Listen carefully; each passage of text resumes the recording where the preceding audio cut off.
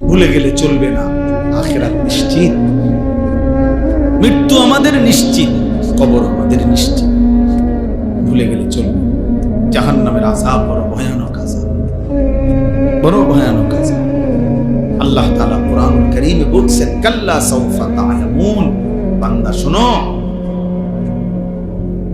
মনে রেখো বান্দা, দুনিয়া নিয়ে ব্যস্ত হয়ে গেলা, আলহাকুমুত তাকাসুর, দুনিয়া বাড়ানোর নেশা তোমাদেরকে আমি আল্লাহ থেকে, ইবাদত থেকে গাফেল করে দিল।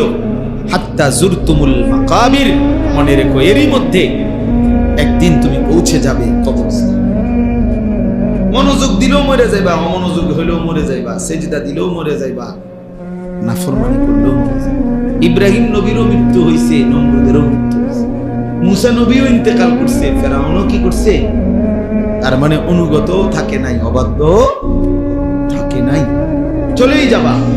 তবে কাল্লা সাউফা তা'লামুন, আল্লাহ বলেন অচিরেই কবরে আমি আল্লাহ তোমারে জানায় দেব, বুঝায় দেব আমার এক এক নাফরমানির শাস্তি আমি দেখাই দেব।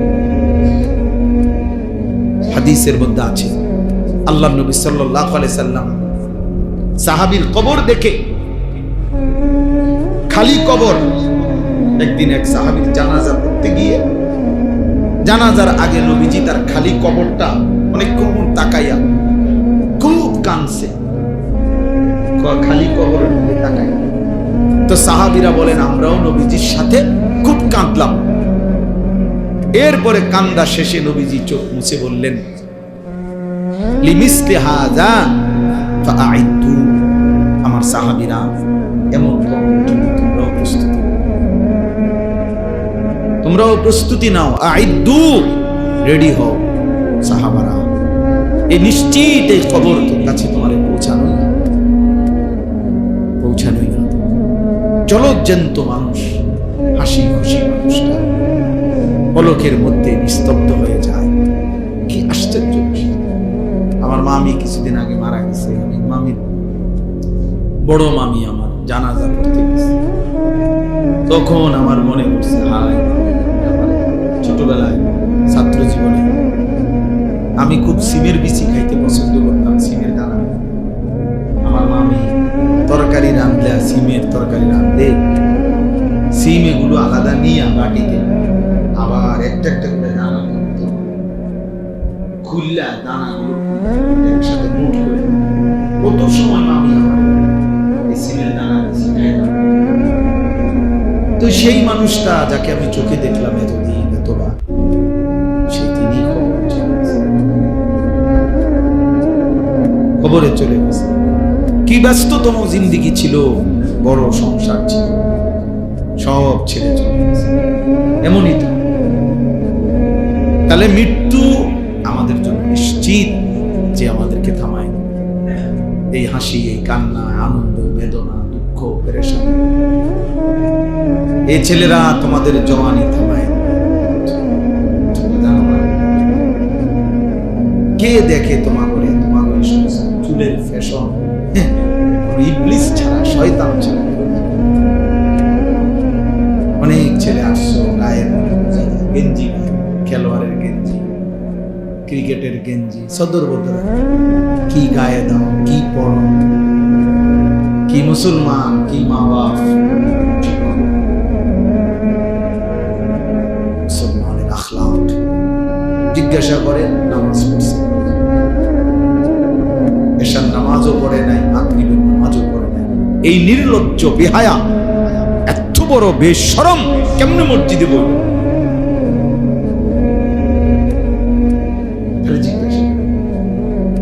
তোর কলিজার মধ্যে একটা ভয় লাগলো না? আল্লাহর ঘরে কেমনে বসলি নাফরমান, সেজদা ছাড়া? তোর মা তোরে কোনোদিন নামাজের সবক দেয় না? বাবা তোমারে কোনোদিন নামাজের সবক দেয় না? এক মা বাপ সন্তানকে লালন পালন করছে, এই ছোটবেলায় এত আদর সোহাগ দিয়া বাচ্চাকে বড় করছে মা বাপ। 14 বছর 16 বছর বয়সে এই মা বাবা এই আশাই বড় করছে যে বয়ে বয়ে মোবাইল টিপবা, নারী দেখবা, ছবি।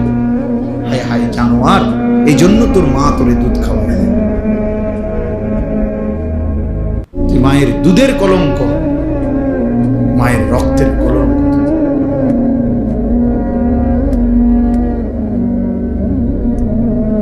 কিচ্ছু অর্জন হয় না শেষ পর্যন্ত।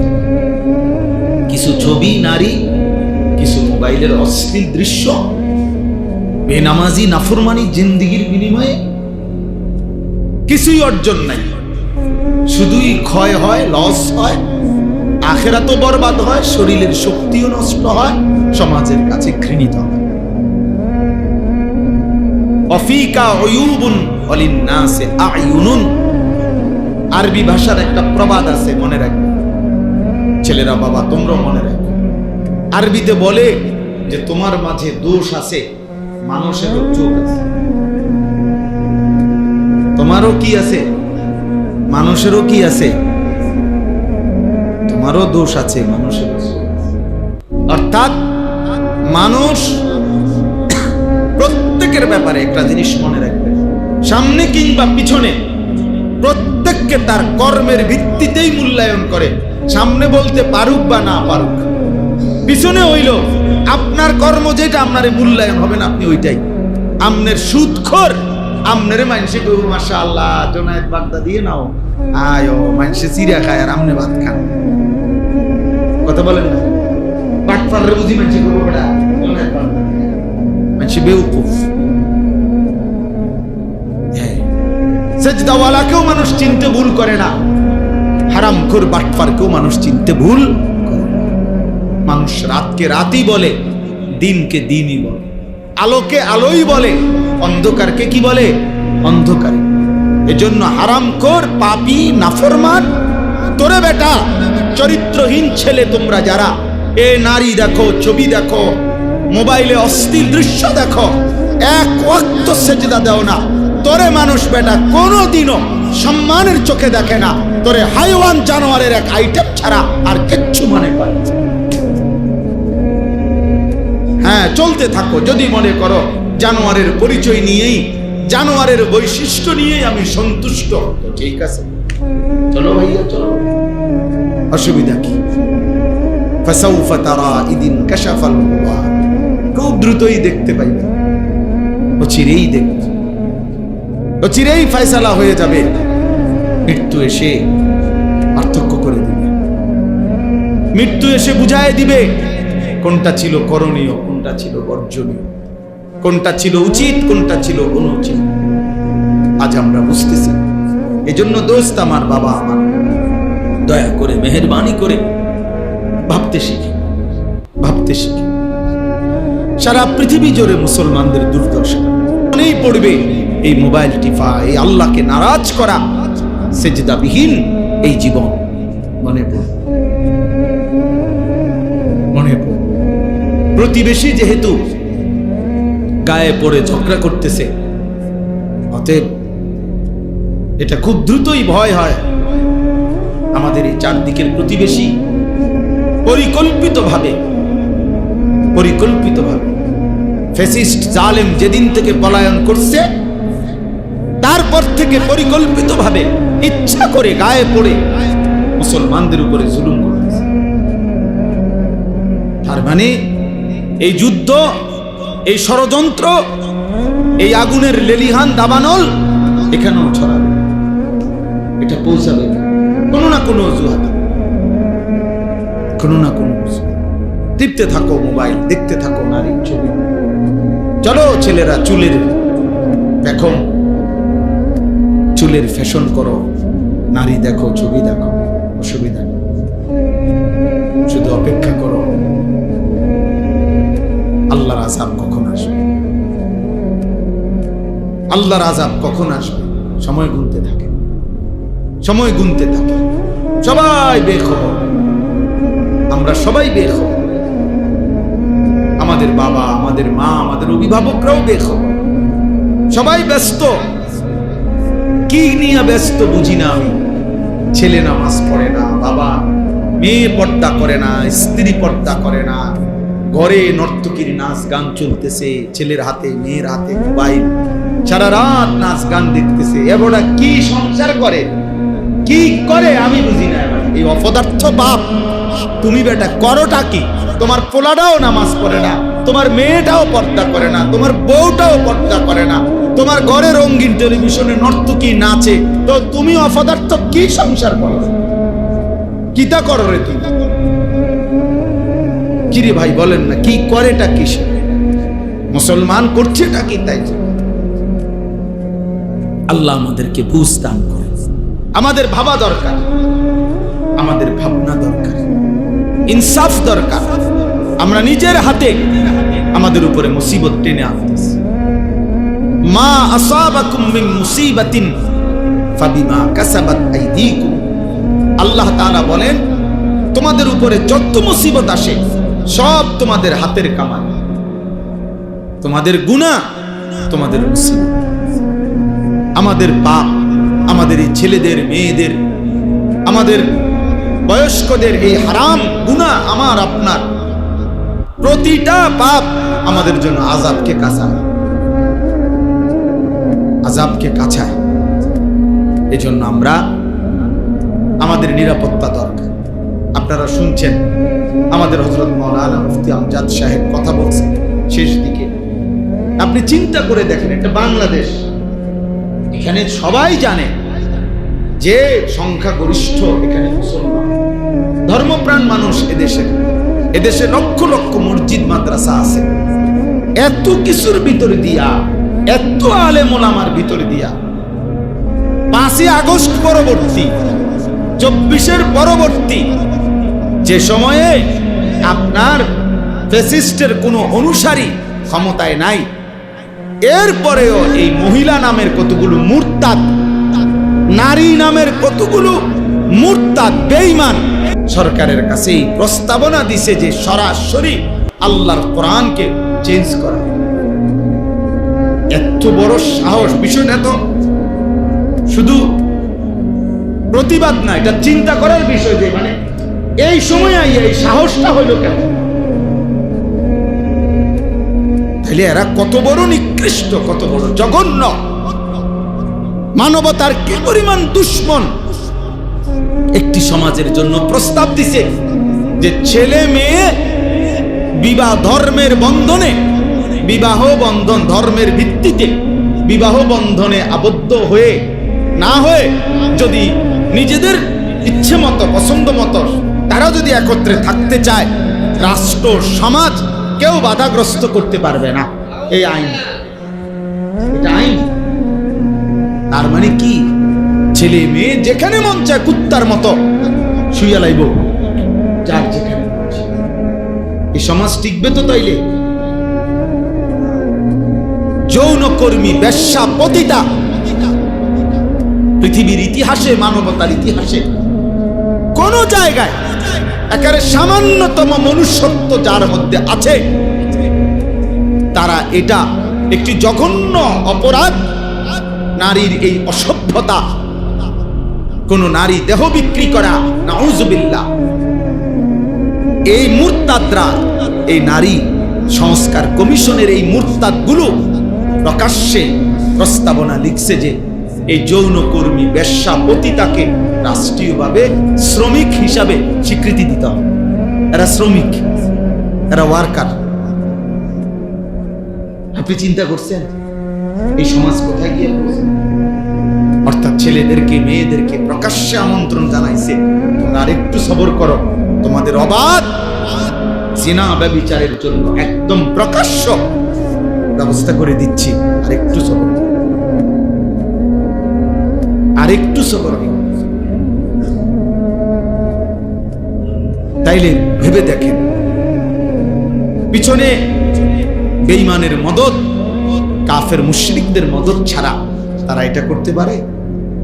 তাহলে আমরা কোথায় আছি? আমাদের এত মসজিদ, এত মাদ্রাসা, এত আজান, আমরা এত বিপুল পরিমাণ মুসলমানের সামনে দাঁড়াইয়া আল্লাহর কোরআনের বিরুদ্ধে এত বড় কথা বলতে পারা, এই সাহস এই বেঈমানরা কোথায় পাইবে? বলেন। গত 2 দিন আমি উত্তরবঙ্গ ছিলাম, কুড়িগ্রাম, লালমনিরহাট, দিনাজপুর, গাইবান্ধা 4 জেলা সফর করছে, বয়ান করছে। সেখানে নিজ চোখে দেখছি প্রকাশ্যে একেবারে খোলামেলা ওপেন আপনার খ্রিস্টানরা মুসলমানদেরকে খ্রিস্টান বানাচ্ছে। কসম আল্লাহ, একটি জেলায় সব মানুষগুলোকে অভাব, দারিদ্রতা, এই ভয় প্রলোভন দেখায় নির্দিষ্ট মাসিক ভাতা, বিভিন্ন ভাতা, টাকা পয়সা দিয়ে প্রকাশ্যে। আমি এমন একজন ব্যক্তির সাথে দেখা করছি, আর অনেকের সাথে 2 দিনে এই কাজেই গেছিলাম। এমন ব্যক্তিকে দেখছি, কসম বিশ্বাস করেন, আমি নিজে কথা বলছি ওই লোকের সাথে। এই লোক একটি মসজিদে ওইখানে 7 বছর জুমা পড়াইছে, জুম্মার খতিব, সে প্রকাশ্যে খ্রিস্টান। আল্লাহ কসম,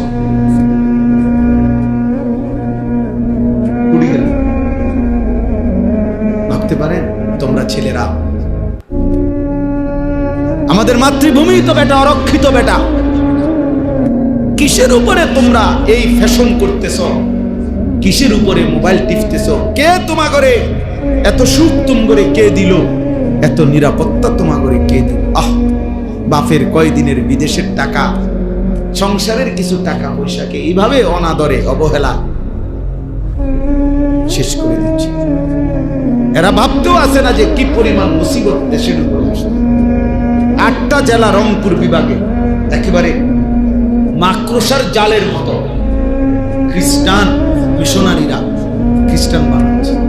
সবগুলো আদিবাসী ওইখানে, এই যে সাঁওতাল জাতি বেশি, উপজাতি আর কি, এরা শতকরা 98 জন, 99 জন খ্রিস্টান। আপনি ভাবেন, আপনি গিয়ে দেখে আসেন, চলেন আমি দেখাই। ভাবতে পারেন কাদিয়ানি, প্রকাশ্যে কাদিয়ানি বানাচ্ছে। বাংলাদেশে পঞ্চগড়ে কাদিয়ানিদের বিশাল এলাকা, আহমদনগর, এই গোলাম আহমদ কাদিয়ানির নাম, বিশাল বড় এরিয়া নিয়ে দখল করে দিয়েছে প্রকাশ্যে। আরেকখানে গেছি, আরেক বেঈমান, সে নাকি মুসলমান হয়, তার কিছু পীর বলে এমনি ওই এলাকার ভণ্ডয়ে নিয়ম চালু করছে। আপনার একজন তার অনুসারী যারা মুরিদ, এগুলারে একজন আরেকজনের সালাম দিয়া, প্রথমে সালাম দেয়, দিয়ে আবার এর প্রণাম।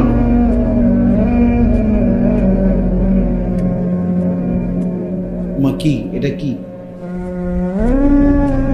আমাদের দেশে দেখেন ওই অনেকে মাজার দেখলে এরকম করে, এরকম কেরম হেঁটে কইতে হেঁটে কি করছে?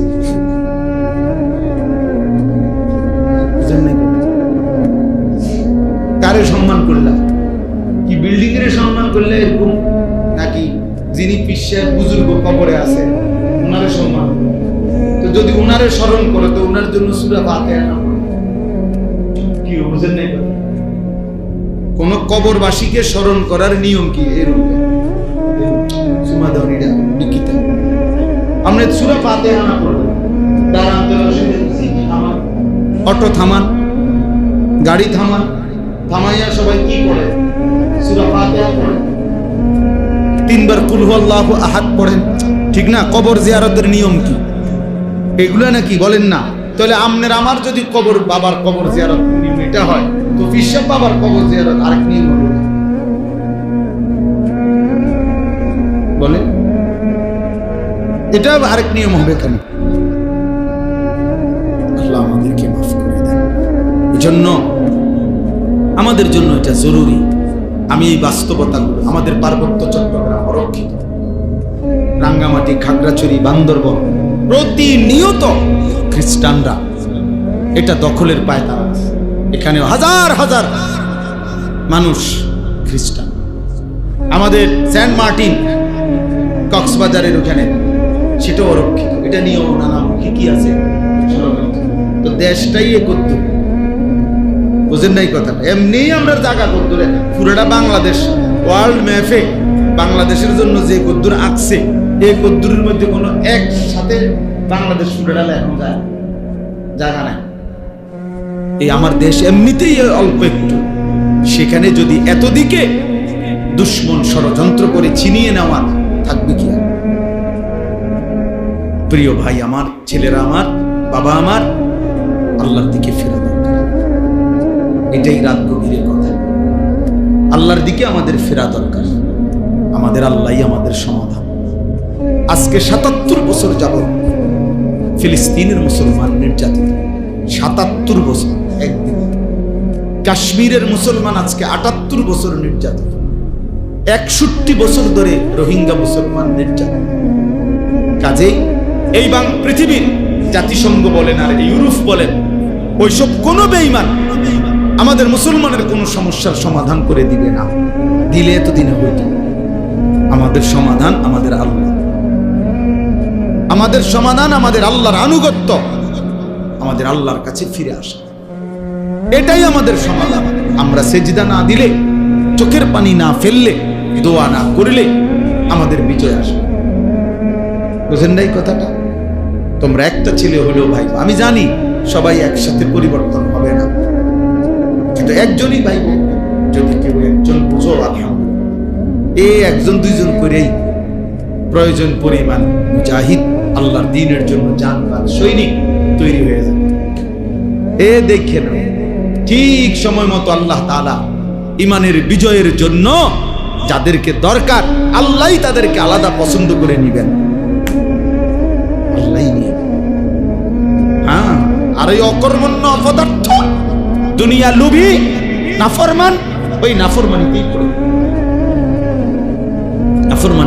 থাকে। এই জন্য আমাদের আল্লাহর দিকে ফেরা উচিত। আপনাদেরকে একটা উদাহরণ দেই, তাহলে বুঝবেন। বদরের যুদ্ধের দিন, সবাই জানি আমরা বদরের যুদ্ধের ঘটনা, নবী সাল্লাল্লাহু আলাইহি ওয়াসাল্লামের। বদরের যুদ্ধের দিন নবীজি ৩১৩ জন সাহাবীকে আল্লাহর নবী সাল্লাল্লাহু আলাইহি ওয়াসাল্লাম যুদ্ধের ময়দানে যখন দাঁড় করাইছেন, হাদিসে স্পষ্ট আছে, বুখারীর riwayat, আমি নিজে পড়াইছি, বুখারী শরীফের হাদিস। নবীজি সাল্লাল্লাহু আলাইহি ওয়াসাল্লাম ৩১৩ জন সাহাবীকে বলছেন, তোমরা দাঁড়াও, আমি না বললে যুদ্ধ শুরু করবা না। তো নবীজি এই কথা বলে পিছনের দিকে আসছে। পিছনে আইসা আল্লাহ নবী সাল্লাল্লাহু আলাইহি ওয়াসাল্লাম পাহাড়ের তলদেশে সব জায়গায় সেজদা দিয়েছেন। এক নম্বর, চোখের পানি ছেড়ে কান্না শুরু করছে, আর আল্লাহর কাছে একটা দোয়া করছে বারবার, আয় মাওলা, তোমার জাতের কসম মাওলা, আমার এই লোকে অল্প কয়জন, আমার মক্কার 13টা বছর আমি রক্ত ঝরিয়ে দিবা নিশি মেহনত করে আমি মদিনায় আসছি, আর এই মদিনার এই 6 মাসের ব্যবধানে আজকে যুদ্ধ, আমার পুঁজিয়ে 313 জন, আমার আছেই এ কয়জন। এই হাদিসে আছে, নবী বলছে কাঁদতে কাঁদতে সেজদা দিয়ে দোয়া করতেছে আর বলতেছে, আল্লাহুম্মা ইন তুহলিক হাযিহিল ইসাবা লান তু'বাদা ফিল আরদ। আয় মাওলা, আজ যদি আমার এই ছোট্ট কাফেলা 313 জন, এই কাফেলা যদি ধ্বংস হয়ে যায় আপনার দুশমনের হাতে, তাহলে আপনার এই জমিনে আপনার ইবাদত আর হবে না। কে করবে? আমারে আপনি বেইজ্জতি করেন না, আমারে আপনি অপমান করেন না মাওলা, আমার এই অল্প কয়েকজনকে আপনি ধ্বংস করেন। মাত্র 8টা তরবারি, 2টা ঘোড়া, এই ছিল পুঁজি, আর কিচ্ছু নেই কারো কাছে, আর কিছু না। 8টা তরবারি ছিল 8 জনের হাতে, 2 জনের কাছে 2টা ঘোড়া ছিল, আর বাকিদের কাছে কিছুই ছিল। কিন্তু নবীজি কি করলেন? 3টা কাজ করলেন। 1, সেজদা দিলেন। কি দিলেন? 2, চোখের পানি ফেললেন। 3, দোয়া। এই সেজদা, চোখের পানি, দোয়া, এই 3 জিনিস নবীজি যখন পূর্ণ দিলেন, আল্লাহ তাআলা জিবরাইলকে পাঠাইলেন। পাঠিয়ে জিবরাইল বললেন, কোরআন নাজিল করলেন, ফাস্তাজাবা লাহুম রাব্বুহুম, বন্ধু আপনার দোয়া কবুল হয়ে গেছে। আন্নী মুমিদ্দুকুম বিআলফিন মিনাল মালাইকাতি মুরদিফিন, আল্লাহ বলেন, বন্ধু 1000 ফেরেশতা যুদ্ধের সাজে সজ্জিত আমি আপনার সাহায্যের জন্য পাঠাইলাম। তো এরপরে মুসলমানের বিজয়। তাহলে মুমিনের বিজয়, মুসলমানের বিজয় সেজদা। কিসে? চোখের পানি, চোখের পানি, দোয়া, দোয়া। আমাদের চোখের পানি, আমাদের সেজদা, আমাদের দোয়া, আমাদের জিহাদ, আমাদের কিতাল, আমাদের আল্লাহর জন্য জান দেওয়া, এটাই আমাদের বিজয়। এর মধ্যেই ইমানের বিজয়, মুমিনের বিজয় আসতেই হবে। এ দেখেন, তোমরা ছেলেরা মনে রাখো, ভাইয়া মনে রাখো, আমি বললাম রং তামাশা ছাড়তে হবে। দেখো এমনি সুযোগ না তো ফিডা খাইয়া সুযোগ, দুশ্মনের আঘাতে একদিন চোখের পানি, রক্ত ঝরবে। এই জন্য সুন্দর সুন্দর কথা, পণ্ডিতি আর এই মোবাইল নিয়ে ব্যস্ত থাকা, এর নাম না।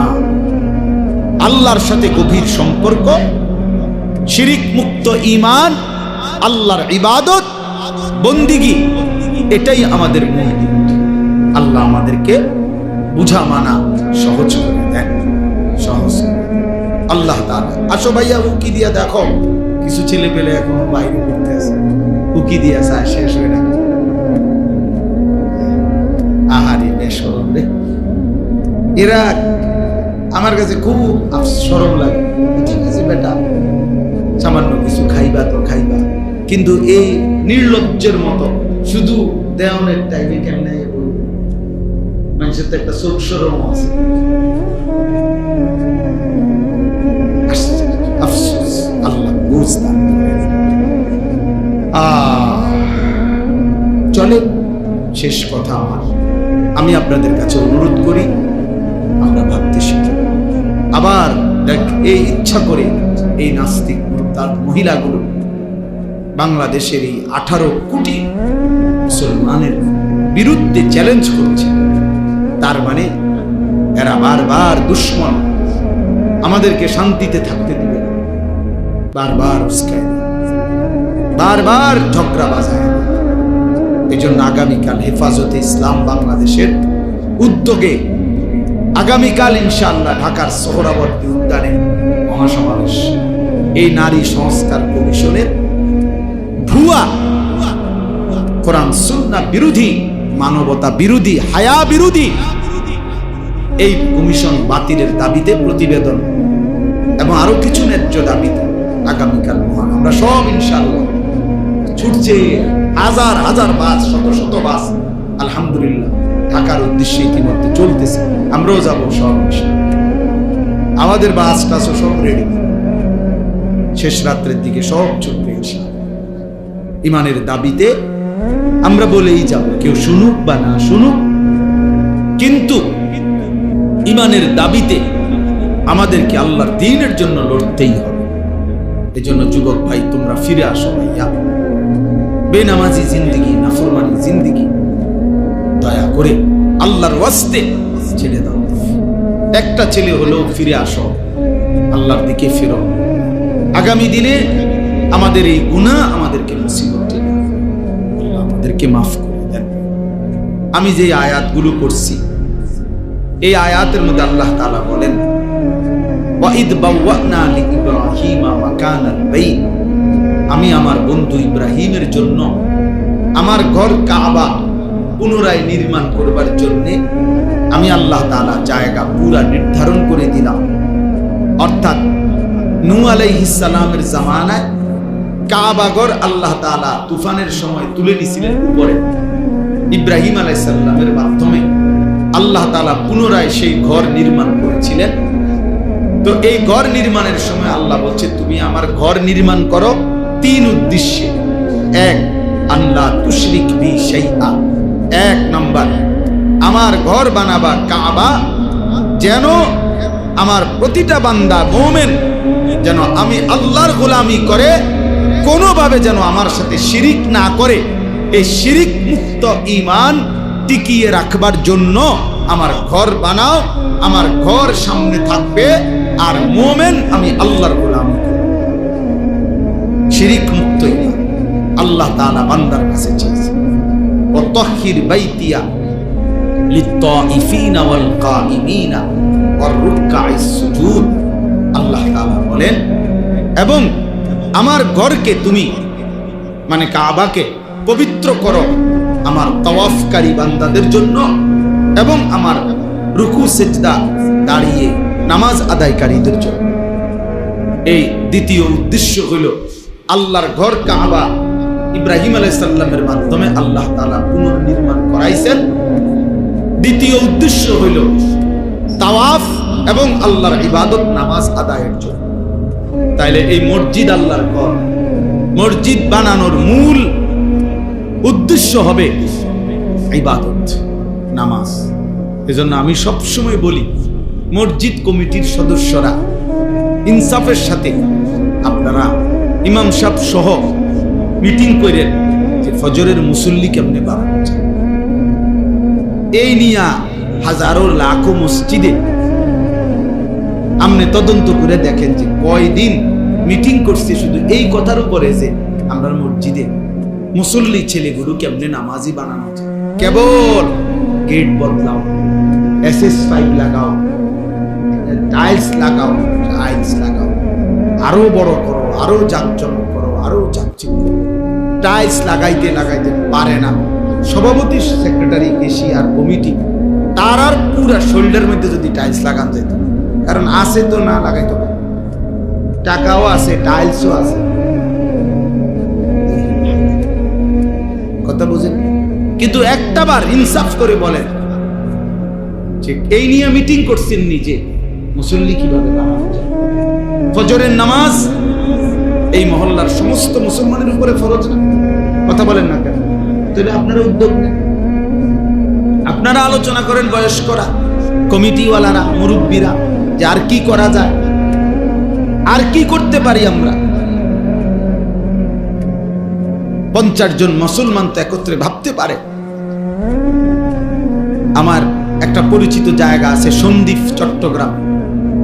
ওইখানে 2023 সালের অক্টোবর মাসে 4 থেকে 5 জন কলেজের ছেলে যারা নিয়মিত ফজরের নামাজ পড়ত, ওরা একদিন সিদ্ধান্ত নিছে যে আমরা আমাদের বন্ধুদেরকে ফজরের নামাজের জন্য উঠাবো।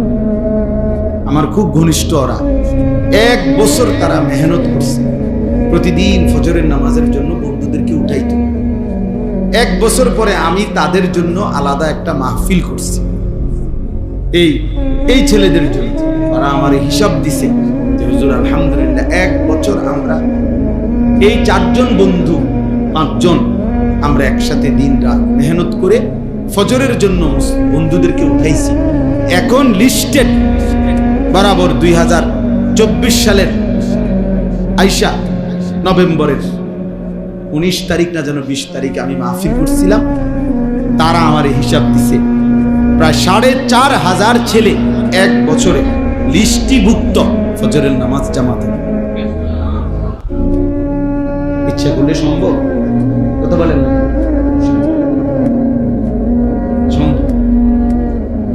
একজন মুরব্বী জিম্মাদারি নেন, আমি আমার নাতিরে উঠাবো। আমি তো আলহামদুলিল্লাহ আমার 7 বছরের বাচ্চাকে প্রতিদিন ফজরের নামাজের জন্য আমি দাঁড়ানো থাকি, উঠাই। এরপরে মসজিদে আজকে সকালেও ঘরে একবার উঠাইয়া বসাইছি, আবার আমি উজু করে এসে দেখি আবার শুয়ে বুঝি না, আব্বা হলো, আবার আব্বা উজু করে আসো, নামাজ পড়ে আবার শুয়ে, আজকে আপনার শুক্রবার, অসুবিধা নাই, ঘুমাইতে পারবো। এক এক সময় এক একটা বলি, উঠাইতে হবে আমাদের, চেষ্টা করলে সব। 1000 বার বললে, বারবার বললে, আরে প্রয়োজনে যদি একটা বাপ তার সন্তানকে নামাজি বানানোর জন্য চোখের পানি ফেলে, তাইলেও সেই চোখের পানি আল্লাহর কাছে দামি হবে।